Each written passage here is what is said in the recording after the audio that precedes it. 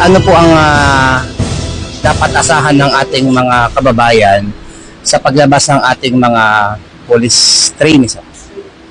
Yeah, katulad ng binanggit ko kanina sa aking mensahe, sinisigurado namin ang PNPTI, staff namin, ay bigay yung best na training program na kaya namin ibigay sa kanila para itong mga trainees naman namin ay paglabas nila ay na-ensure namin na they are morally upright, spiritually guided, maka-Diyos, malalakas sila, physically strong, intellectually advanced, and socially aware, socially mature. Dahil yung 5 dimensions sa holistic development ng bawat membro ng ating kapulisan. Gusto natin na bigay, na makuha sa kanila. Paglabas nila, they will be fully equipped na mag-serve sa ating taong bayan. Kasi hindi maiwasan na may mga families, friends, relatives na palihim na napupunta sa mga training center.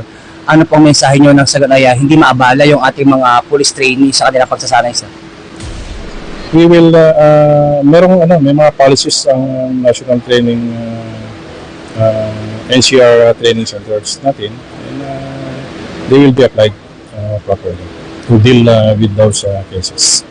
Mula po dito sa National Capital Region Training Center at sa ngalan po ng aming Regional Director ng NCRPO, Police Major General Anthony Abirin.